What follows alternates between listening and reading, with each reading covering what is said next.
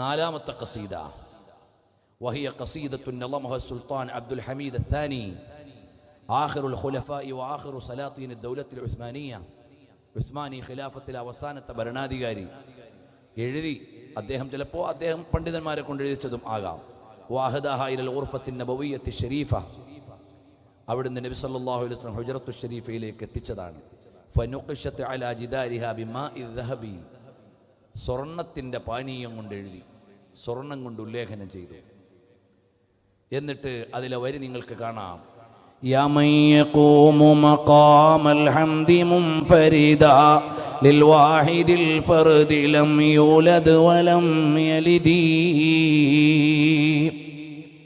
ഈ വരികൾ ആരുടേതാണെന്ന് തുടർന്ന് പറയുന്നു.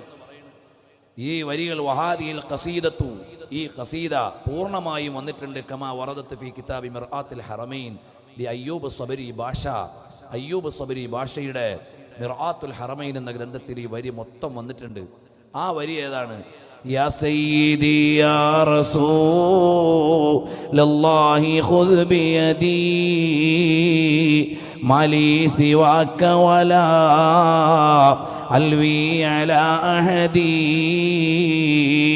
യാ മൻ യഖൂമു മഖാമൽ ഹംദി മുൻഫരിദൻ ലിൽ വാഹിദിൽ ഫർദി ലം യൂലദ് വലം യലിദി.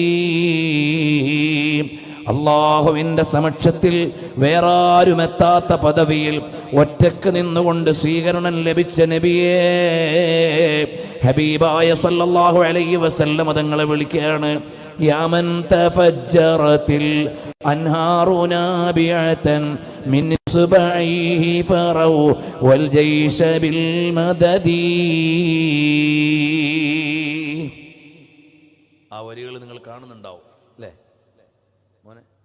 ഹുജ്റത്തു ശരീഫയുടെ 4 വശത്തുമായി എഴുതി വെച്ചിട്ടുണ്ട്. അതിലെന്തുള്ളത്? ഹബീബായ സല്ലല്ലാഹു അലൈഹി വസല്ലം തങ്ങളോടുള്ള മഹബ്ബത്താണ്. യാ മൻ തഫജ്ജറത്തിൽ അൻഹാറു നാബിഅതൻ, അല്ലയോ പുണ്യപ്രഭോ, അവിടുത്തെ വിരലുകൾക്കിടയിൽ നിന്നാണല്ലോ അരുവി പൊട്ടിയൊലിച്ചത്.